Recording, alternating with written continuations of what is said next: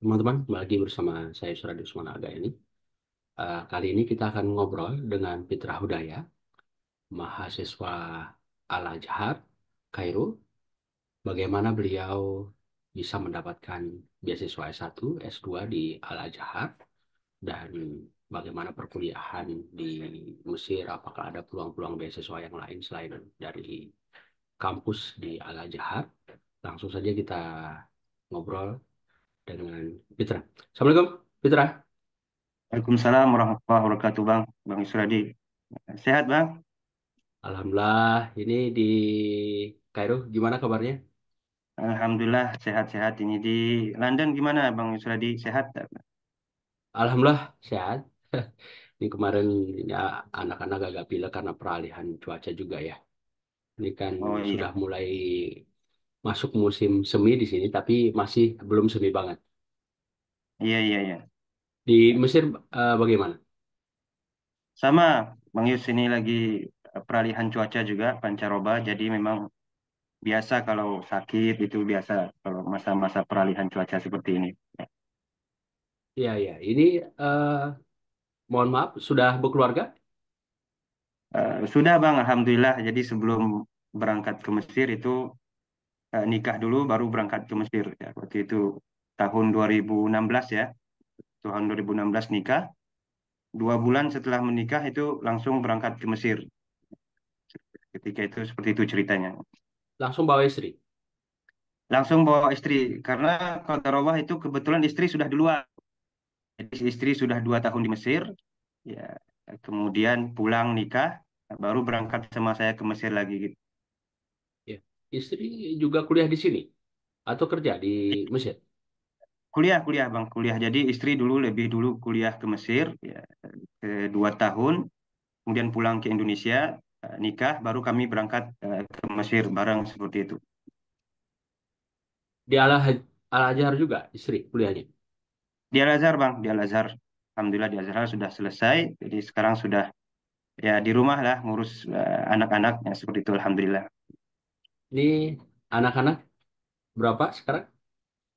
Sekarang sudah 4 pasukan ini bang. Alhamdulillah Empat ini. ya. Ya 4 alhamdulillah. Ini berapa laki-laki, berapa perempuan? Alhamdulillah 2 laki-laki 2 perempuan.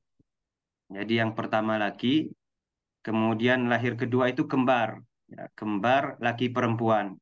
Kemudian yang keempat lahir sekitar 2 bulan yang lalu itu perempuan juga. Alhamdulillah. Berarti 2 perempuan 2 laki-laki. Seperti itu. Bang Yus. Ya, alhamdulillah. Dua pasang ya. 2 pasang. Nih, Alhamdulillah. Dan alhamdulillah. dan istimewanya ada kembarnya. Alhamdulillah nih Bang Yus. Alhamdulillah ini. Kembar Alhamdulillah. pasang ya. Kembar sepasang laki perempuan. Iya, iya. Bang Alhamdulillah. Yus di sana berkeluarga juga Bang kan? Atau sendiri nih? Gimana cerita nih Iya, Bang Yus? kami eh, sekeluarga juga di sini. Jadi per hari ini sudah 4 bulan di Inggris. Berangkat November yang lalu, istri duluan karena dia mulai kuliah dan sambil nyari rumah di sini, apartemen tempat tinggal. Jadi saya sama anak-anak dua eh, berangkatnya nyusul November tanggal 15 dari Indonesia. Ya, nyampainya tanggal 16. Jadi per hari ini sudah 4 bulan. Dulu nyampainya akhir musim gugur, terus masuk musim dingin. Nah, ini sudah mulai musim semi. Sudah mulai Musim semi musim Bang kan? semi. Ya, sudah mulai musim semi. Jadi anak-anak juga pindah di sini. Saya juga coba nyari kerja dulu, walaupun paruh waktu karena pagi itu mesti ngantar yang sulung, sore mesti jemput lagi. Ya, Jadi mudah-mudahan kegiatan nanti tahun kedua, tahun ketiga bisa apply S3 juga di sini, mudah-mudahan dari beasiswa di sini. semoga Bang Yus insya Allah. Amin. Insya Allah. Apalagi ini bulan Ramadan ya. Ya Mudah-mudahan amin. doa kita ijabah. Fitra juga mudah-mudahan lancar perkuliahannya, sehat walafiat keluarga di sini semuanya serba dilancarkan. Amin insya Nah, Allah. ini seperti saya sampaikan tadi di awal, ini kan S1, S2 di Al-Azhar dan full beasiswa. Bisa diceritakan ke teman-teman bagaimana Fitra bisa mendapatkan ini. Eh, Pertama-tama memang kalau ke Al-Azhar itu Bang, ini harus kita sampaikan ya, karena memang ini Masya Allah bahwa Al-Azhar itu dari sisi kuliah memang bisa disebut gratis. Karena memang Hmm. tidak ada bayar, bisa dikatakan demikian. Apalagi kalau S2, S2 itu full gratis, tidak bayar sama sekali. Jadi bahkan ini peraturan terbaru kita ini per tahun pun tidak ada bayar. Kalau dulu sempat ada bayar per tahun, setahun itu sekitar 1.600 pound Mesir. Itu kalau Hmm. dirupiahkan sekarang itu Bang, ya, itu dibagi tiga aja itu. Berarti 1.600 dibagi tiga ya sekitar 500.000 setahun. 500.000 setahun. Itu dulu Ini peraturan dulu itu. Tapi sekarang sampai hari ini, Alhamdulillah itu S2 full gratis sama sekali. Jadi memang kita hanya dituntut untuk mau belajar ya dan fokus belajar, tidak perlu memikirkan dari sisi uang kuliah. Mungkin nanti beli beli diktat ya, beli buku saja. Mungkin itu hanya mengeluarkan duit untuk beli buku saja ya. Itu Bang Yus kalau S2 ya. Kalau S1 bayar, cuman kalau dikatakan bayar dibandingkan dengan Indonesia atau dengan kuliah-kuliah lain itu sepertinya bisa kita bilang ya tidak bayar lah, karena memang cukup sangat murah gitu ya. Sangat sangat murah itu Al-Azhar Masya Allah. Itu hanya sekedar simbolitas saja bayar itu. Paling per tahun juga kalau S1 juga per tahun. Ya, paling per tahun itu 500.000 atau berapa lah. Apalagi sekarang pon lagi jatuh ya, pon lagi jatuh. Jadi sehingga dari sisi rupiahnya agak lebih diuntungkan kita. Ya, lebih diuntungkan. Seperti itu. ya, kalau Inggris 1 pounds itu 20.000. Ini kalau 1 pound Mesir berapa rupiah currency-nya? Oh, kalau sekarang satu pon, jadi satu pon Mesir itu sekarang berapa ya? Jadi dibagi tiga. Jadi kalau seandainya kita punya uang 1 juta ini Bang, satu Ya, juta itu dapat 3.000 pon. 3.000 pound. 3.000 pon, 1 juta 3.000 pon. Jadi perbandingannya seperti itu dengan pasarannya. Jadi misalnya kalau kita beli snack itu yang biasanya itu dulu 5 pon itu sama dengan 5.000. Nah, sekarang itu kita beli yang 5 pon itu sudah sekitar 2.000 saja. 2.000 saja. Hmm. Jadi Karena memang turun ya nilainya ya. ya nilainya turun Bang, ya, seperti itu. Ya, ini kan pengaruh mata uang tadi ke belanja dan yang lain-lain. Eh, ini kan hitungannya jadi murah ya, Ya, jadi murah Alhamdulillah. jadi murah. Nah, karena kalau pound sterling Inggris, ya itu tadi perbandingannya Petra. 1 pound itu 20.000 rupiah. dua Jadi puluh ribu untuk rupiah Bang. iya, jadi untuk biaya hidup di London mahal sekali ya, Eh, Ya, mahal sekali. Nah, ini berarti S2 gratis ya. S2 gratis Bang, Alhamdulillah. S2 gratis tanpa biaya sama sekali. Nah, Iya. kemudian S1 kalaupun ada SPP ini bayarannya cuma 500.000 setahun. Iya, sekitar seperti itu Bang, setahunnya seperti itu.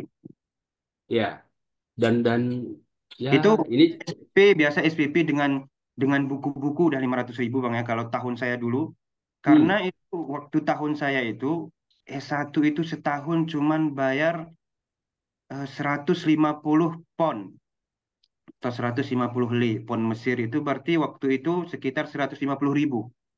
150.000. Itu Ya, include buku ya, bahan-bahan perkuliahan ya.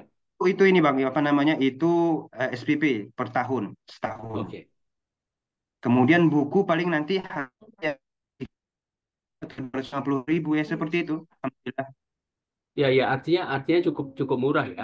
Kalau kita dari Indonesia sangat terjangkau di Mesir ya, walaupun biaya Sangat. mandiri, walaupun biaya Walaupun biaya biaya mandiri. paling nanti Ya, ya. untuk rumah, paling nanti untuk rumah, ya, untuk biaya rumah, sewa rumah per bulan mungkin itu mengeluarkan sedikit dana ya bagi yang sudah berkeluarga. Tapi kalau dibanding dengan abang misalnya di London itu sepertinya memang mahal ya di London bang ya. Tapi kalau di sini Ini kan abang kalau kita di ini eh, ya rumah ini 3 kamar bang ya, rumah 3 kamar, alhamdulillah ada untuk ruangan belajar ini seperti ini misalnya itu sekitar 1 juta per bulan. Jadi Satu tiga juta per kamar bulan. Berarti dengan 12 juta. per tahun. Jadi bayarnya per bulan, Bang. Jadi di sini Ya. bayar sewa per bulan kita jadi setiap bulan 1 juta, bahkan sisa lebih itu. Kalau lagi naik, misalnya rupiahnya, poundnya lagi anjlok, itu 1 juta itu masih ada sisa untuk kita bisa untuk bayar listrik, bayar uang. Jadi 1 juta itu kadang-kadang sudah listrik, sudah air, sudah gas, karena di sini gasnya model pakai pipa, Bang ya. Jadi gas Hmm.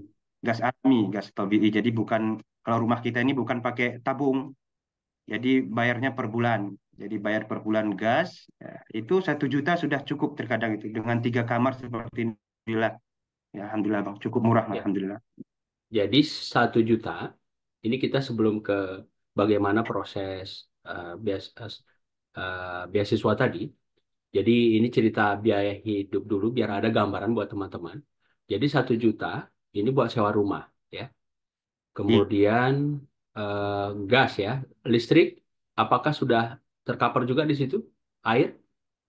Iya, itu tergantung kalau lagi tadi rate-nya eh, ponnya turun, itu sudah tercover itu bang, alhamdulillah air. Hmm. Jadi yang sudah berkeluarga ceritanya nih bang ya, Iya bang iya Yose ya. iya iya iya. Tapi Ini ya. karena kalau untuk single nanti itu 1 juta itu sudah sangat cukup untuk jajan, untuk rumah itu sudah tercover semua. Bahkan Ya. untuk makan itu sudah tercover semua. Ya. Hmm. Ini untuk keluarga, jadi kita bayar ya satu kepala kita bayarnya kan ya kita yang bayar. Kalau single itu biasa tinggal rame-rame 7 orang, 8 orang seperti itu. Iya, iya. Jadi 1 juta per bulan tadi, kalau misalnya posisi normal, ini selain sewa cukup untuk listrik, untuk gas ya. Apalagi kalau misalnya pon Mesirnya turun, Iya, ini ini bisa air juga ya. Air juga iya. terbayar ya. Air kalau saya ini Bang, ini Masya Allah ini murahnya. Air itu sebulan 40 pon. Berarti berapa rupiah itu ya? 15 15 ribu per bulan Hmm, air. Alhamdulillah air lancar. Masya Allah. ya, ya, iya ya cukup murah ya dari sisi Ya, cukup akomodasi, murah. living cost cukup murah. Kalau di London untuk sewa rumah pun ya tergantung tempatnya ya. Nah, Iya, kami kan nggak di sentral Londonnya. Itu untuk sewa rumah saja 1.650. Itu kalau dirupiahkan 33 juta Masya Allah ya, subhanallah. sebulan ya. Belum lagi untuk listrik, air, dan Sebulan, sebulan, ya sebulan, sebulan berapa? untuk sewa rumah 1.650 pounds. Jadi kalau dirupiahkan 33 juta. Ini tergantung Itu tempatnya ya. itu sebulan Bang ya, bukan setahun ya. Bukan, bukan sebulan, sebulan. Sebulan. Masya Allah, subhanallah nih. Sebulan karena 1 pounds itu kan 20.000 dua puluh dan ribu. tergantung ada yang kalau ke Central Londonnya ya tentu lebih mahal lagi. Itu kan zona satu ya. Ya, Nah kalau kami kan di di luar Central London jadi dapatnya lebih murah. Nah rata-rata teman-teman itu ya 1.800 begitu kan. Nah dapat yang iya, iya. 1.650 pound sebulan ini udah alhamdulillah. Alhamdulillah Bang ya, Masya Allah. Ya, Ya dua subhanallah. dua kamar ada ruang tamu apartemennya. Jadi untuk sewa rumah saja eh, per bulan di London itu 1.650. Belum lagi buat listrik, internet, air, kemudian buat tiket bus, kereta bawah tanah, dan itu kan tergantung jam-jamannya juga ya. Kalau misalnya pagi itu seperti saya eh, bukan student, itu sekali ngetap itu 2,2 pounds kereta bawah tanah itu. Hmm, Jadi 44.000 ya kali 20 ya. ribu subhanallah. Masya Allah. Terus sekali sekali naik bus itu 1,75 pounds. Nah, kali 20.000. Nah, jadi seperti itu gambaran living cost Iya, iya. eh, di London. Nah, ini syukur alhamdulillah di Mesir cukup murah ya. Ya, seperti disampaikan Petra tadi, artinya kalau ini kita biaya mandiri pun, kita yang dari Indonesia ini masih bisa terjangkau. Masih bisa terjangkau, Alhamdulillah. Tadi akomodasi, living cost, sudah ada gambaran. Nah, kita ke bagaimana proses seleksi beasiswanya ini. Apa waktu itu syaratnya? Jadi kalau untuk seleksi, Bang Yus, ini memang setiap tahunnya kadang-kadang ada perubahan peraturan. Jadi dari sisi Kemenaknya ataupun dari sisi Al-Azharnya itu memang terkadang tidak tetap, ya, tidak tetap. Terkadang Al-Azhar itu tidak terlalu ketat untuk apa namanya menerima, tapi terkadang di Indonesianya, di Kemenaknya itu membutuhkan syarat-syarat agar ketika pergi ke Mesir nanti tidak terlalu, ya, tidak terlalu ketinggalan jauh seperti itu, Bang. Makanya dulu itu ada tes Al-Qur'an, ada tes bahasa Arab, ya. Yang paling penting memang terkadang itu ya di bahasa Arabnya. Walaupun ini konteksnya untuk kuliah ya, Bang, ya. Karena nanti di sana di sini apalagi sekarang itu anak SMP SMA itu banyak, Bang, orang Indonesia itu. Jadi istilahnya di sini ma'had, ya. Ma'had mereka memang dikirim oleh orang tuanya umuran setelah tamat SD, tamat SMP, itu dikirim ke Mesir memang untuk belajar di sini, di ma'had-ma'had atau di SMP SMA. Nah, itu beda beda konteksnya. Tapi kalau untuk kuliah nanti biasanya dahulu waktu pada masa saya itu ada kemenak, ada tes. Jadi nanti ada tes tulis, ada tes wawancara. Ya, tes tulis nanti ada Al-Quran, ada bahasa Arab, ada ilmu pengetahuan yang lainnya, ya. Dan wawancara nanti wawancara bahasa Arab dan dites Al-Quran. Misalnya ditanya sudah hafal berapa juz, kalau kita bilang misalnya 15 atau 5 juz, nanti ditanya sesuai dengan kadar hafalan kita seperti itu, Bang Yus. Jadi memang tidak terlalu rumit sih kalau ke Al-Azhar, insya Allah. Ya. Karena memang nanti di sini juga akan ditempa lagi. Nanti biasanya setahun sebelum masuk ke kuliah, prakuliah, sebelum masuk ke kuliah itu ada eh, apa namanya daurah, ya, ataupun pendidikan bahasa terlebih dahulu. Jadi sampai di Indonesia lulus Kemenak, sampai ke Mesir, nah, nanti ada tes lagi. Tes untuk menentukan kelasnya dari sisi bahasanya apakah sudah langsung bisa langsung kuliah atau memang harus masuk ke kelas bahasa terlebih dahulu. Jadi memang biasanya rata-rata itu masuk ke kelas bahasa terlebih dahulu. Ya, seperti itu Bang Yus. Ya. Ya. Dari sisi bahasa, banyak perbedaan yang dipelajari di Indonesia sama di Mesir. Kalau misalnya saya di sini, walaupun alumni sastra Inggris ya, kita di Indonesia kan lebih Amerika yang dipelajari. Amerika. Nah, sementara kan Britishnya kurang begitu. Untuk bahasa Arab sendiri, bagaimana? Untuk bahasa Arab, Bang Yus, jadi memang kalau untuk bicara di apa namanya untuk mempelajari kitab, membaca kitab itu bahasa Arab yang kita pelajari di Indonesia itu bahasa Arab fasih, ya, bahasa Arab fusha. Hmm. Cuman untuk nanti berkomunikasi dengan orang Mesir, berkomunikasi dengan dosen, bahkan terkadang dosen itu di ruangan itu berbicara menjelaskan dengan bahasa Amiyah Mesir. Jadi Hmm. kalau belajar di pesantren 6 tahun nih, Bang Yus, ya, udah Ya.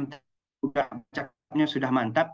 Itu kalau ke Mesir dengar orang Mesir ngomong itu nggak paham, belum tentu paham ngomong apa orang Mesir ini gitu ya. Jadi memang dari segi bahasa, dialek dan penggunaan kata-kata itu banyak banyak yang berubah. Hmm. Misalnya kalau kita di Indonesia kan di pesantren 6 tahun belajarnya kaifa halukum, ya, ya. Bagaimana kabarmu? Kalau di sini sudah berubah nanti. Izayakum, ya, ambil ya, gitu. Jadi sudah seperti, ya, lumayan agak melenceng jauh. Cuma nanti ada ya, dari bahasa Arabnya seperti itu. Cuma nanti logatnya. Jadi kita pas datang awal itu ini tetangga ini ngomong apa ini seperti itu. Jadi dengan bertanya seperti itu, Bang. Jadi memang Iya, agak iya. beda, ya, bahasa amiahnya itu, bahasa pasarannya. Ya, ya kurang lebih sama lah. Iya, Di London juga begitu. Walaupun ya kita les dari SD ya, lanjut SMA iya, dan kuliah lanjut di sastra Inggris. bis Eh, gitu ya. jadi waktu pas ke London itu ada kata dan dialeknya agak beda ya, dialeknya agak beda dan orang British ini ngomongnya sangat cepat sekali. Jadi Cepat kalau Bang ya, misalnya, lebih. iya, iya, jadi kalau misalnya kita nggak bener-bener konsentrasi ya fokus nah itu bisa bisa ini udah di mana nih ceritanya kita bisa bisa Ya, tulalit begitu nah ya, dan ya, ya. perlu perlu penyesuaian tapi paling tidak baik bahasa Arab, bahasa Inggris, bahasa apapun, kita ngomong orang ngerti Iya, dan orang ngomong juga bisa kita pahami begitu ya. Untuk general speaking tentu ya. Eh, iya, Cuma kan bagaimana dialek di sini kita juga perlu paham ya untuk memudahkan iya. komunikasi kita.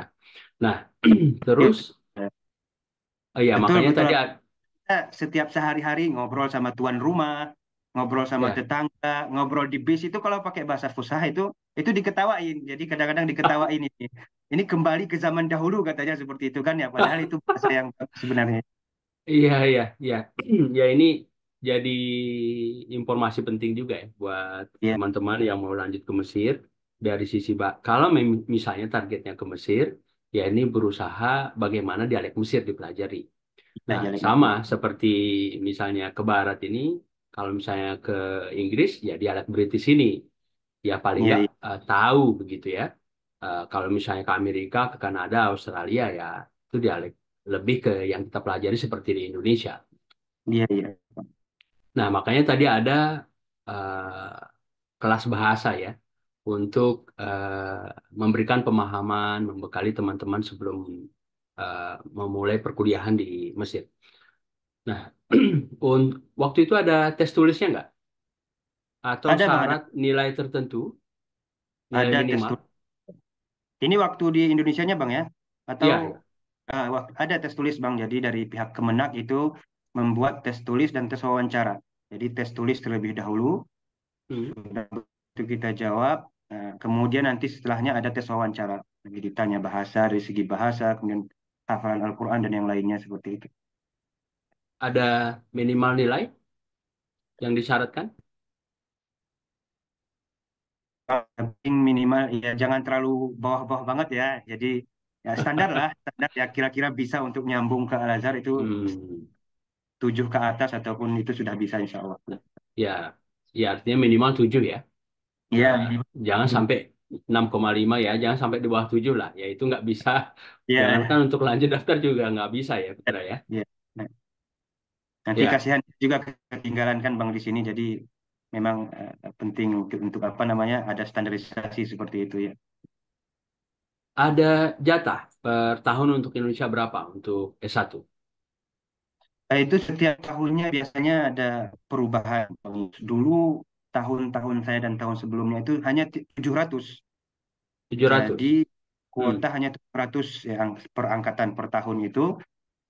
Tapi semakin ke sini itu apa 2 tahun apa 3 tahun atau setelah saya itu 2 tahun setelah saya itu sudah 1.400. Ya, Hmm. jadi memang mahasiswa di Indonesia di Mesir itu masya Allah ya luar biasa banyak ya. Jadi Ya. bahkan ada beberapa daerah, beberapa tempat itu kalau kita pergi ke situ bang, ya kita malah nyari ini orang Mesirnya mana ya gitu ya. Karena ke sana orang Indonesia, ke sini orang Indonesia, di sini rumah makan Indonesia, di sini pasar Asia. Jadi memang sudah Hmm. banyak lah orang Indonesia ini ya. Kita buat ya kampung apa kecamatan gitu ya. Saking banyaknya Jadi gitu ya. ini dengan kata lain sisi lain dari Mesir ya. Iya di Mesir. Jadi Sis- pemilu kemarin itu kayak 11.000 lebih ya, 11.000 di atas 11.000 Bang Yus itu yang memilih ya. Itu Yang yang memilih memilih, ya. itu Iya yang memilih. 1.000. Nah, iya belum lagi anak-anaknya, belum lagi ya. Insya Allah ini sudah bisa Ya, dibuat kejutan ya seharusnya satu gitu ya. ya. Jadi tadi hampir 100% juga ya peningkatannya ya setelah Fitra. Ya Bang Yus ya. 1.300 hampir 100% juga ya, Harus 90-an. ya. Nah, kemudian tadi kalau berbicara angka WNI di Mesir untuk yang memilih saja 11.000. Tentu kalau di total berapa ini gambaran orang Indonesia di Mesir?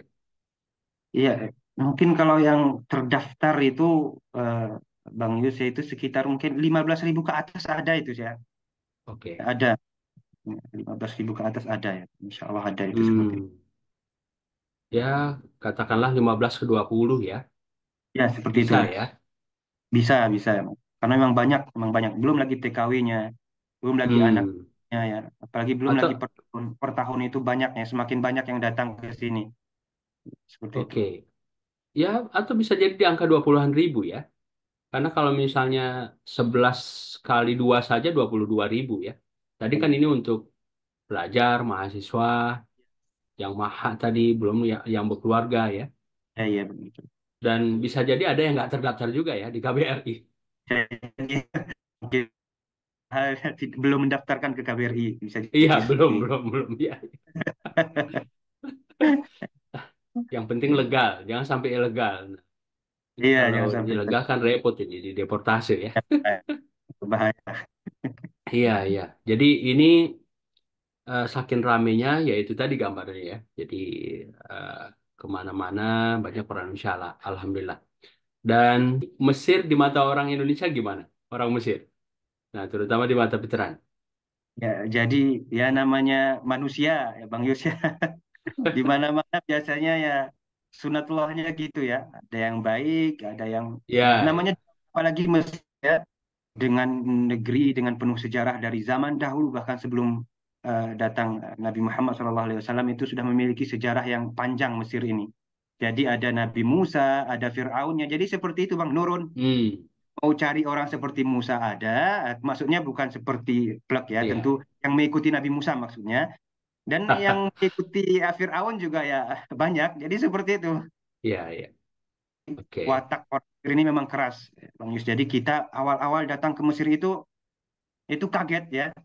Hmm, Itu kalau pergi ke apa namanya ke kuliah, tin tin tin itu debat debat. Jadi debat teriak-teriak itu orang Mesir itu sama mereka. Kita orang Indonesia yang merupakan ya nggak cocok lah dengan adat seperti ini kaget pas awal itu. Langsung main teriak-teriak gitu ya. Tapi uniknya terkadang itu setelah mereka teriak itu lega, selesai masalah. Jadi masalah selesai diselesaikan di tempat. Jadi ya. sudah panas ya debat wah, sudah panas itu kadang-kadang setengah jam itu kita nggak berangkat gara-gara hanya debat itu sopirnya dengan sopir yang satunya lagi itu nggak berangkat setengah jam nunggu seperti itu kan ya mereka debat teriak-teriak itu kemudian ada yang datang misalnya ya, sallu ala nabi gitu ya, ya bersalawatlah kepada nabi kemudian mereka ingat lagi Allahumma salli ala Muhammad setelah itu sudah selesai masalah sudah seperti tidak ada masalah kalau kita di Ya, Indonesia kan terkadang itu bawa. panjang ya. Ya, kalau kita kadang-kadang kan bawa ke hati Bang ya. Jadi Ya. simpan, simpan, simpan. Jadi bom waktu meledak di suatu saat. Ya, kalau di sini Hmm, takutnya biasanya ada masalah langsung keluarkan. Ya. Jadi ya, kita yang adatnya beda itu kaget ya. Pertama datang kaget. Cuma secara umum seperti tadi Bang Yus. Jadi orang Mesir itu khususnya ketika mereka sudah baik itu dari segi kedermawanan. Bahkan itu bisa setiap bulan itu memberi apa namanya untuk beberapa mahasiswa dari uang sendirinya itu jajan misalnya bahkan satu orang 500.000 dia cover untuk 15 orang 20 orang jadi kalau untuk apalagi bulan Ramadan ini Bang Yus ini Masya Allah ini jor-joran ini di mana-mana di masjid di samping jalan di mana itu jor-joran bukaan itu jor-joran mereka ada istilahnya Maidatur Rahman ya Maidatur Rahman itu hidangan yang maha pengasih lah seperti itu jadi memang nggak lapar lah Insya Allah sahur sama ya, buka ya. akan lapar itu kalau Jadi disampaikan soal kedermawan orang Mesir tadi. Ini kan iya saya aktif di masjid ya, ya sebagai jamaah. Ada 3 masjid di iya tempat saya ini. Ada yang dekat, yang lebih jauh, paling jauh. Kemudian ada komunitas Muslimnya juga. Jadi di masjid dekat rumah ini kan jamaahnya dari berbagai negara ya, di iya iya seluruh dunia ini, yang Muslim. Dan ada yang dari Mesir. Kadang waktu pas hujan Fit, itu saya diantarin pakai mobil. Oh, Masya Ya, Pak, pakai mobil ke rumah. Ada orang Mesir, si Mahmud namanya. Nah, kemudian Allah. orang Ya. Inggris ini juga ngantar, terus ada yang dari Bangladesh, begitu ya. Ya, ya. Artinya kembali ke pertanyaan tadi itu, ini kan tergantung kitanya ya. Ya, Kalau kitanya tergantung. nice ke orang, ya orang juga nice ke kita. Ya, betul. Dan sisi positif negatif tadi, ya semuanya jadi pelajaran. Yang penting Ya, ya kita jangan ke negatifnya, bagaimana ya ke positifnya, ya, begitu ya. positifnya. Ya. Nah, terus apalagi yang bikin shock di awal-awal? Ya, seperti itu sih lebih ke mereka itu ya lebih kerasnya. Jadi kadang-kadang kita akhirnya terbawa kalau bicara itu keras harus seperti itu. Karena tuntutan kadang-kadang ya. Hmm, Ya, pas pulang liburan ke Indonesia itu ya keluarga kadang-kadang kaget. Ini Fitra kenapa keras sekali ngomongnya ya seperti itu? Karena memang sudah terbiasa di sini. Kalau kita lembut-lembut ngomong, kefahalu zayek itu kayak nggak didengar. Jadi memang harus tegas ya, butuh ketegasan. Di bis, kemudian di bajai itu butuh ketegasan terkadang, Bang Yus. Karena kalau tidak ya namanya kita Hmm, pendatang ya, dan mereka wataknya keras. Kalau kita ya semakin terlalu lembek itu semakin ya di- jadi harus punya ketegasan seperti itu. ya, oke. Jadi kalau di Indonesia kurang lebih di Sumatera kayak orang Batak secara umum ya. Ya Orang seperti itu. Batak secara umum atau di bagian timur dari gaya komunikasinya seperti itu kurang lebih ya, kurang lebih ya. Ya. Ya, ini setelah di Mesir menjalani perkuliahan seperti apa untuk S1 S2? Selain di kampus, apakah ada kegiatan di luar kampus yang diikuti? Iya, kalau justru malah terkadang itu yang lebih banyak kita ngambil faidah itu di luar kampusnya, Bang Yus. Karena memang Hmm. Masya Allah ya, Mesir ini dari dulu terkenal dengan gudangnya ulama. Jadi tinggal kemauan kita mau nggak. Mau belajar qiraat Al-Quran, mau belajar fikih, ahlinya semua ada. Mau belajar bahasa, ahlinya semua ada. Profesor-profesor, ulama-ulama terkenal. Yang dahulu ketika di Indonesia kita baca namanya di buku-buku, ya ketika di sini kita bertemu. Ya kita bertemu, kita belajar, ya kita apa namanya mengambil ilmu dan faedah dari mereka. Itu biasanya di masjid-masjid, Bang Yus. Jadi Hmm. setelah pulang kuliah, itu kalau ada kesempatan langsung berangkat ke masjid, ya, di tas itu sudah berat itu, sudah bawa buku untuk kuliah, bawa buku untuk persiapan ngaji, atau bahasanya ngaji ya, bahasa kita istilahnya, ataupun belajar Hmm. dengan para masyayikh itu. Jadi seringnya dengan masyayikh pindah-pindah, kadang-kadang tempatnya di masjid sana, nanti ketika jadwal malam nanti berangkat lagi ke tempat syekh yang lain. Jadi tergantung kemauan kita. Ya, untuk majelis keilmuan seperti itu berbayar atau gratis? Eh, Rata-rata gratis, Bang Yus. Cuman ada Hmm. beberapa tempat nanti memang berbayar untuk administrasi, misalnya ijazahnya ataupun sanatnya seperti itu biasanya ada berbayar. Memang terkadang sebagian tempat itu menerapkan berbayar bukan memang untuk mencari keuntungan, tapi sebagai motivasi bagi si pelajar ini. Karena orang kalau gratis selalu, Bang Yus kan ya, kalau Hmm. lalu terkadang ini malas-malasan. Tapi kalau sudah dia bayar di awal, Ya, 100 100 pon, 200 pon, itu terkadang ada terikat terus. Ini saya kalau nggak hadir rugi nih. Ya, jadi terkadang hanya ya. untuk termotivasi. Tapi rata-rata Bang Yus ini, rata-rata ini harus kita sampaikan bahwa memang walaupun tidak ada duit tadi, kalau untuk talaki namanya ataupun mulazamah dengan masyayikh itu insya Allah syekhnya terbuka. Bahkan terkadang dikasih jajan sama syekhnya, ya, Masya Allah. Dikasih Hmm. bantuan, dikasih beras, dikasih ini, dikasih jajan lagi syekhnya. Apalagi kalau sudah dekat dengan syekh itu, kadang rutin setiap pekan itu kita dikasih duit, ditanya kabar. Ya Bunai, ya, anakku gimana kabar? Ada duit nggak? Ada jajan? Kita bilang ada, tetap dikasih, apalagi bilang nggak ada. Kan seperti itu, ya, Bang Yus ya. Ya, ini luar biasa ya. Eh, di Mesir, jadi selain tadi itu murah ya, dan prosesnya juga mudah, Iya, dan cukup dibantu ya, terbantu di sana ya. Alhamdulillah, Bang. Alhamdulillah. Alhamdulillah. Nah, untuk kegiatan di luar kampus, ikut organisasi, termasuk PPI. Oh, ini ya, anaknya yang sudah berkeluarga juga dan pengen ada satu titik fokus yang lebih diutamakan, Bang ya. Jadi memang Hmm. saya sendiri ketika berangkat ke Mesir itu memang pengen memanfaatkan di sini untuk apa namanya kira-kira mungkin bagi yang lain itu penting, sangat penting, tapi saya Hmm. punya prioritas sendiri karena masing-masing orang Oke. beda cara pandang, Bang Yus ya. Jadi Ya. ketika saya memang memanfaatkan waktu ini dengan kuliah dan dengan ketemu dengan masyayikh-masyayikh ya. Belajar dengan Oke. masyayikh, memanfaatkan ketika di Mesir seperti itu. Tapi tidak kita tidak menyalahkan teman-teman yang lain, tidak apa namanya mendiskreditkan teman yang lain yang ikut organisasi karena itu penting juga. Jadi Hmm. tergantung prioritas masing-masing. Ada teman yang memang apa namanya aktif di kuliah, aktif di organisasi, aktif di belajar juga bisa ternyata ya tapi mungkin masing-masing ada prioritas seperti itu. Seperti itu Iya, Bang Yus. iya. Oke, jadi ini kuliah di luar kuliah tadi mendalami kemampuan yang lain ya, Ya, dan dengan tetap tidak meninggalkan keluarga, karena kan iya, ini utama ya. Ya, betul Bang. seperti Mitra sampaikan tadi, ini kan kita yang sudah berkeluarga ya apalagi kita sebagai kepala keluarga ya. keluarga Jadi betul kan Bang. eh, tanggung jawab utama kita keluarga. Ya Iya betul. menafkahi, mendidik anak. Ya dalam Islam juga bukan istri Lukman ya yang Iya, mendidik anaknya, tapi Lukmannya ya. Itu salah depannya. satu contohnya. Nah, ini kita cerita sekolah ini sebelum ke Mesir. Iya. Kita asalnya dari mana? Asal dari Takengon, Bang Yus, dari Aceh Tengah, Takengon ya, Aceh Tengah. Oh, Dari dari Takengon. ya Gayo lah. Oh, dari Takengon, Fitra. Iya dari Takengon, Bang Yus dari Takengon di mana? Takengon di Lelabu, Bang Yus, Kecamatan Bebesen. Di Kecamatan Bebesen. Orang orang tua dari sana. Orang tua asli asli sana. Orang tua ibu, bapak asli. Kalau ibu ya asli memang Bebesen ya. Ayah dulu sudah lama dari kecil dari Bebesen juga, seperti itu. Oh, ibu dari Bobosan. Saya juga dari Bobosan. Ini Fitra kan Bang kalau Yus ke sering, Labu dari tempat saya dulu itu kalau saya tutup jalan nggak bisa lewat itu. iya, harus Bang Yus dulu kan ya, harus izin dulu Iya, ini iya, iya. Ibu di tutup gitu Bobosannya kan. di mana? Ya dulu kalau apa namanya itu eh, apa namanya waktu kecil memang sering dibebasan dulu Bang Bang Yus ya. Karena emang Hmm. keluar adik-adik ayah itu memang sebagian dibebasan. Nah, kemudian dulu kakek pindah ke Lelabu.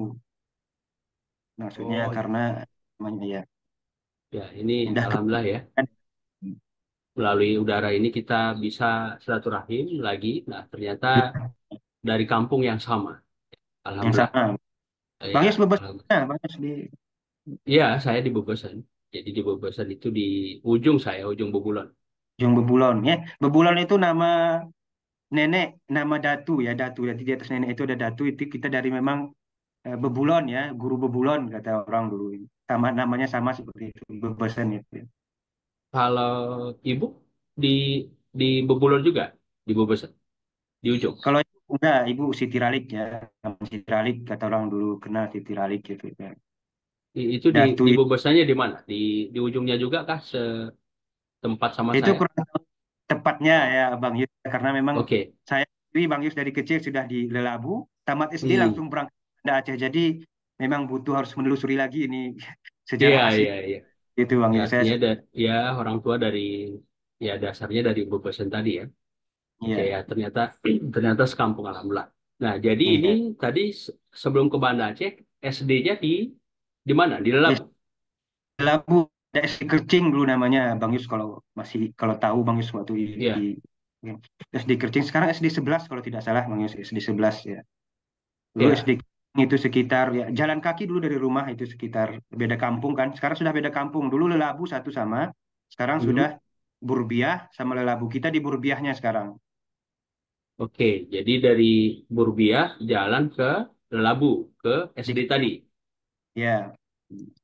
Berapa lama perjalanan? Ya namanya anak-anak kan ya.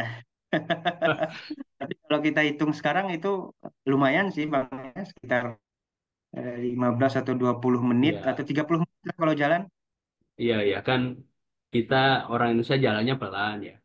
Langkahnya Ya, juga nggak panjang-panjang ya. Nah, yang panjang ya setelah betul. saya di sini, Pit, jadi orang di sini kan kebiasaannya jalan.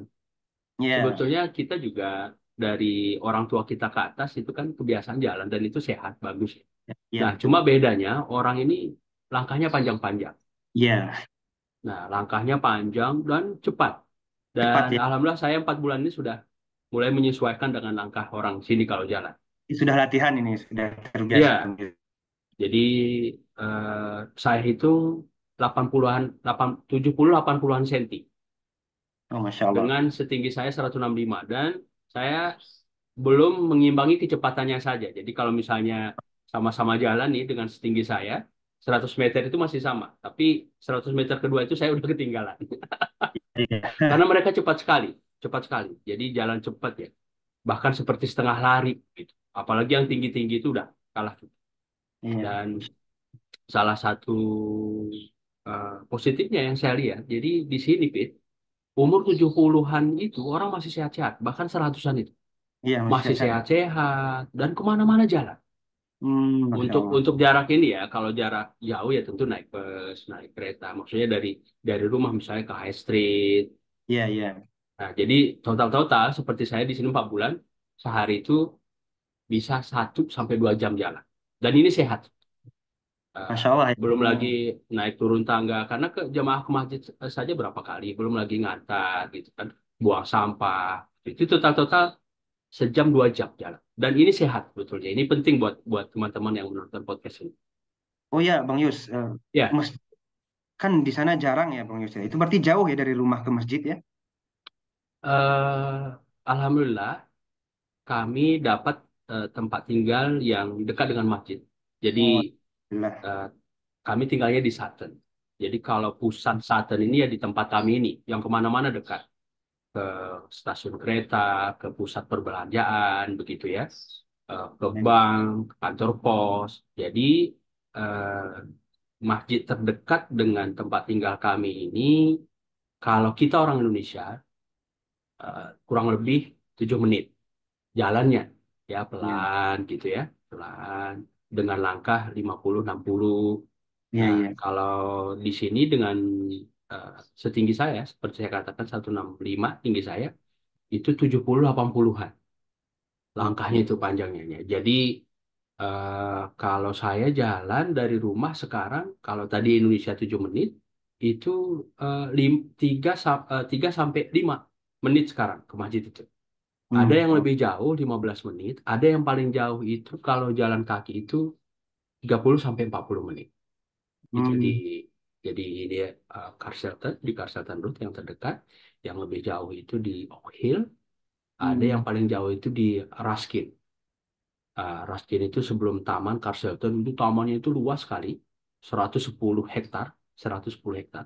Jadi Allah tempat ya. tinggal 10 luas sekali. Dan di sini tuh di mana-mana itu banyak taman, Pit.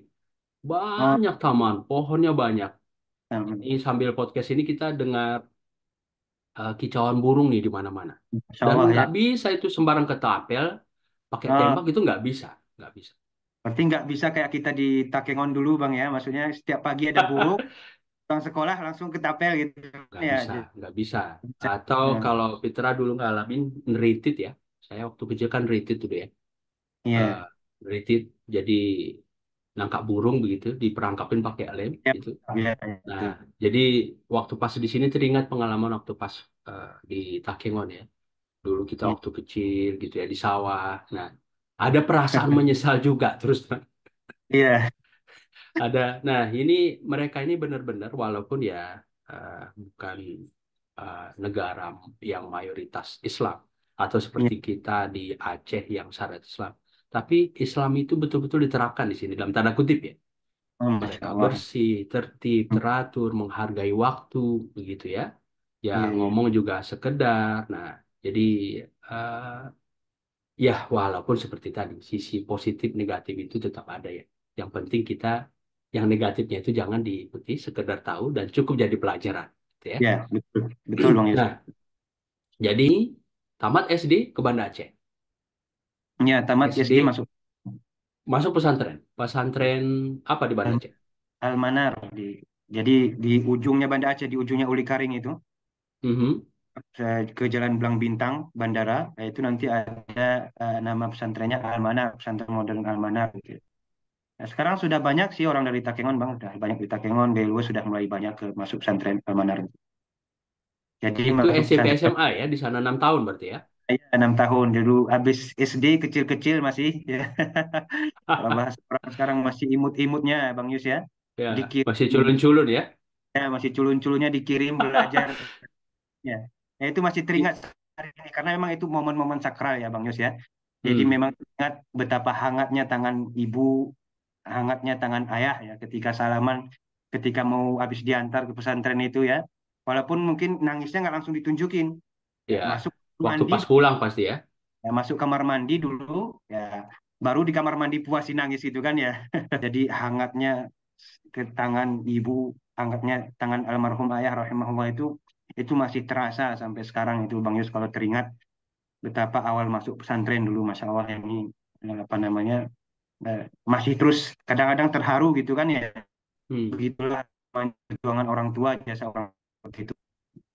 Ya, dan kita sadari itu bagaimana sayang dan cintanya orang tua ke kita setelah kita jadi orang tua, ya. Betul, betul Dan Bang Yus. kita merasa kehilangan, sayang betul sama orang-orang terdekat kita yang kita cintai, justru setelah orang yang kita sayang itu udah nggak ada lagi. Ya, betul. Itu terasa Bang Yus karena ayah kan sudah nggak ada lagi itu ketika saya di sini di Mesir. Hmm, Tahun 2017 akhir. ya, Saya berangkat 2016, 2017 akhir ayah sakit, kemudian wafat itu subhanallah ya. Jadi memang terasa nggak bisa pulang juga karena mau ujian, ya, karena mau ujian jadi memang tidak bisa pulang. Jadi ya harus ya bersabar seperti itu. Cuman kenang-kenangan ajaran-ajaran ayah itu, hangatnya tangannya, kelembutannya itu terasa terus seperti hadir terus dalam diri kita. Bang ya, Yusuf itu. Jadi masya Allah ya memang. Alhamdulillah, ya, alhamdulillah dimasukkan ke pesantren. Jadi kita paham ya, bagaimana cara berbakti kepada orang tua, apa yang kita berikan kepada mereka walaupun mereka sudah tidak ada lagi bersama kita di dunia ini seperti itu. ya, ya sama. Saya juga Bapak sudah duluan, 2015, Memang seperti saya katakan tadi, setelah Bapak itu nggak ada, orang tua ya seperti Fitra juga, itu kita merasakan bagaimana mereka sayangnya ke kita gitu ya. betul, betul Bang Dan Yus. makin terasa setelah kita jadi orang tua juga ya. Sebelum kita cerita ke nilai-nilai yang ditanamkan orang tua, Iya. jadi masuk pesantren ini keinginan sendiri Keinginan atau sendiri, keinginan orang. Oke. jadi memang campuran antara keinginan sendiri, tapi karena ibu kan menyerahkan, cuman ibu sudah memberi isyarat bahwa kalau bisa masuk pesantren, karena memang Hmm. eh, mungkin eh, biar ada satu di antara keluarga itu yang masuk pesantren gitu, yang masuk melanjutkan gitu kan, karena eh, saya itu 8 bersaudara Bang Yusuf, 8 bersaudara itu memang rata-rata sekolahnya di sekolah ya, SMA seperti itu, SMP gitu. Jadi saya anak keenam, ya, anak keenam. Hmm. Waktu itu sempat diskusi sama ibu. Lagi ngutip kopi itu Bang Yus dulu.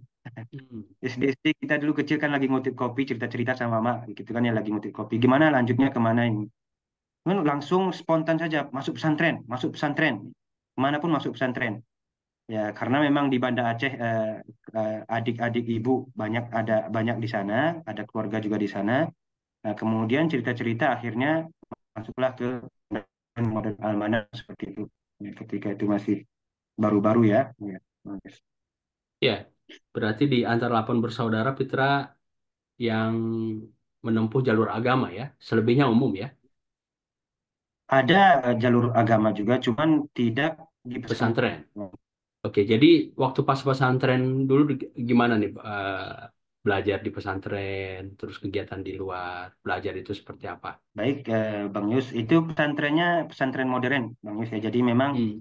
sistemnya itu seperti sistem gontor, ya. Karena dan memang guru-gurunya banyak juga dari gontor, jadi memang lumayan ketat. Ya, jadi memang kegiatan semua di dalam. Bahkan untuk pulang itu ya sulit, ya agak sulit untuk izin pulang gitu. Kalau tidak perlu, tidak ada apa-apa kebutuhan mendesak itu tidak perlu pulang karena memang untuk menjaga juga supaya ya santri tidak disibukkan dengan kehidupan dunia di luar. Jadi sistemnya itu full di pondok seperti itu, Bang Yus. Jadi pulang saja agak sulit ya. Jadi memang betul-betul kegiatan di pondok. Ya kalau belajar ya ya pagi masuk kelas seperti biasa, kemudian pulang ya sholat zuhur istirahat, kemudian habis asar ada olahraganya, malam belajar ya seperti itu terus ya. Hmm. Ya, nanti ada sebagian ada yang mau masuk tahfidz ada tahfidznya, jadi memang sistem pondok modern seperti itu. Ya. Jadi tinggalnya di situ juga ya. Ya tinggalnya di situ di dalam, ya di asrama kita nggak ada masak, ya tinggal tinggal makan sama belajar lah, ya tinggal maksud bukan tinggal makan bang, maksudnya tidak ada masak, jadi apa namanya paling nyuci Sudah sendiri, di, nyuci sendiri, sudah disediakan ya oleh disediakan pihak ada pesantren. pihak pesantren. Ya, dalam setahun berapa kali pulang? Pas Ramadan. Pas Ramadan sama dulu kan habis ujian akhir biasa pulang. Hmm. Ramadan pulang. Jadi ini bagus ya karena ini karena tadi masalah pulang. ada masalah hubungan dengan orang tua juga. Dulu belajar pas masuk pesantren itu kan di SD dulu juara ya, namanya di kampung kan ya. Hmm, Juara ya lawan kita ya tetangga-tetangga gitu seperti itu. Pas ya, masuk pesantren itu agak turun juaranya, misalnya juara 13 itu kan ya. Saya berpikir ya, ini nah saya bodoh atau apa ini seperti itu. Dan memang belum terlalu rajin juga belajar. ya. Kemudian beberapa bulan setelah itu pulang ke rumah Bang Yus. Idul Adha pulang ke rumah saudara di Uli Karing itu. Nah, mungkin Bang Yus kenal karena sudah pernah wawancara. Pak siapa Profesor Iya, itu iya. paman Oh itu. ya, Profesor Sopian. Kami Ya, satu saya alma mater. iya adiknya itu adiknya ibu. Dulu kalau pulang pernah pulang pertama itu pesantren pulang ke rumah beliau. Jadi Idul Adha itu ya. Kemudian dari rumah beliau itu nelepon ke kampung, nelepon ke ayah. Jadi nelepon ke ayah, Bang Yus ya. Jadi nelepon, Assalamualaikum ya, lagi di mana gitu. Pakai bahasa daerah tentunya ya.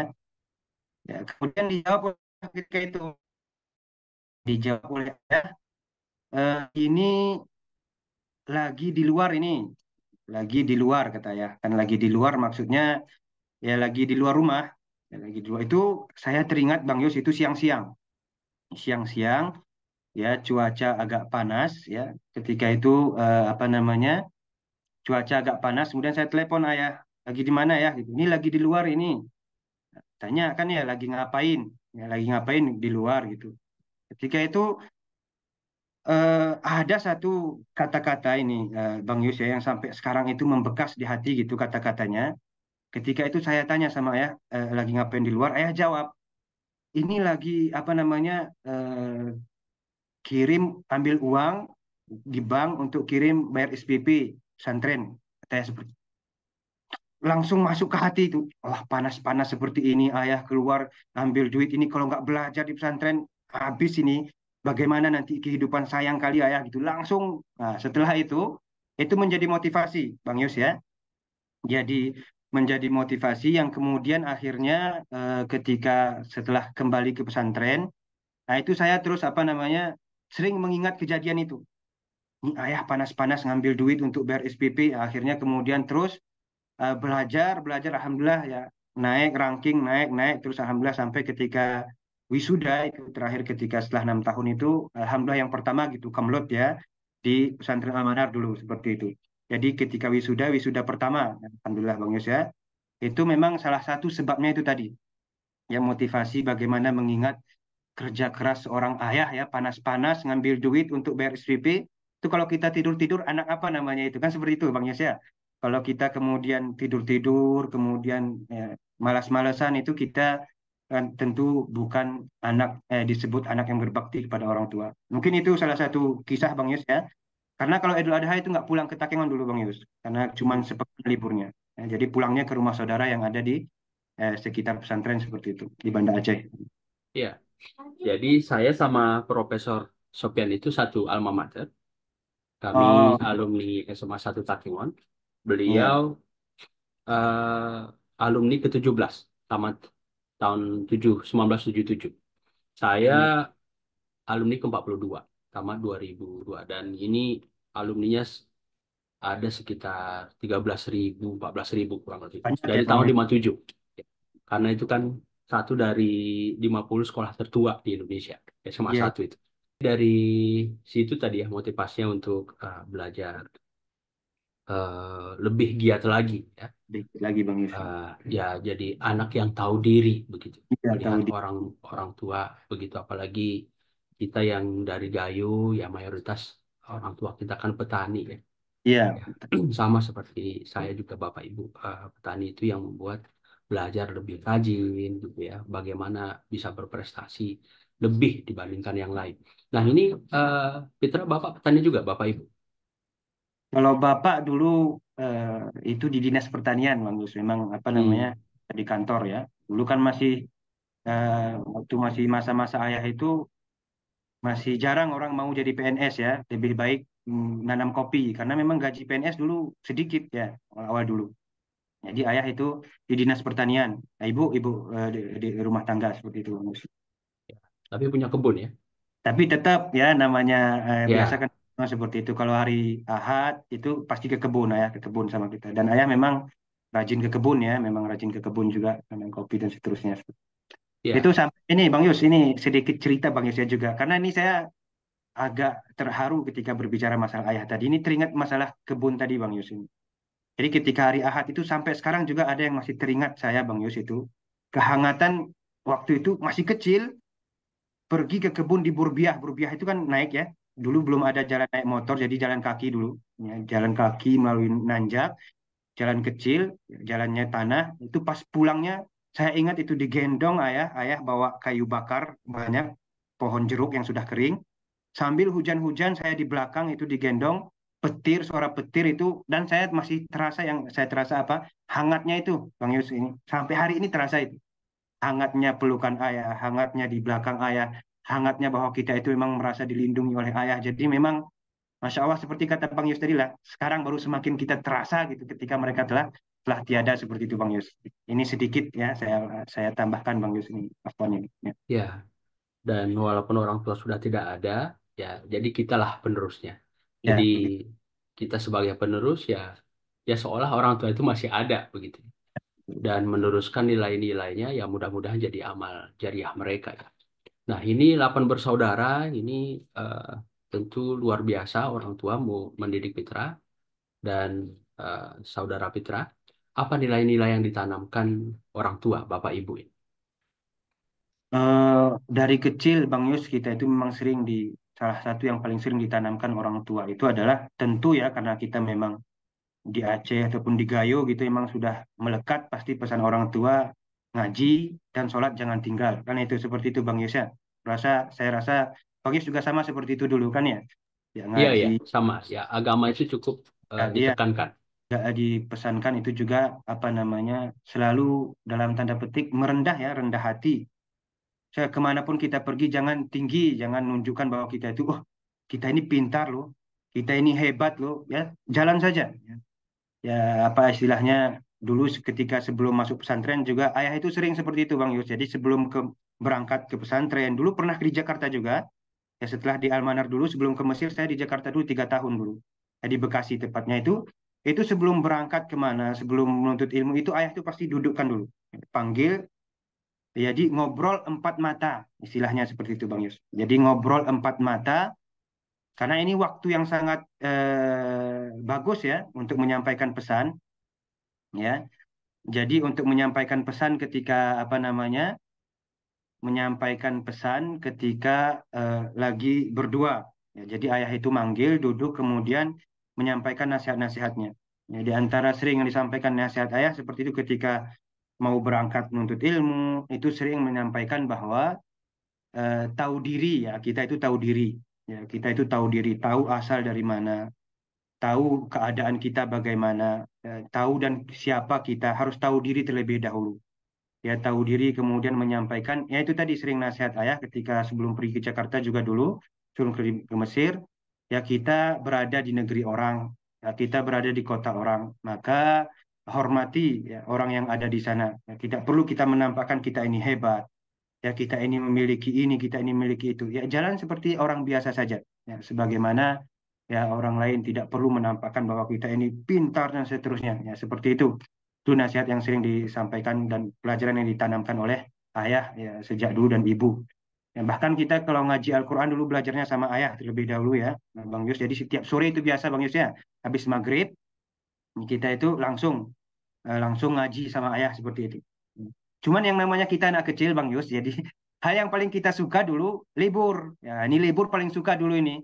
Kalau udah datang saudara, ini datang saudara nih dari ini, adik ayah datang ini.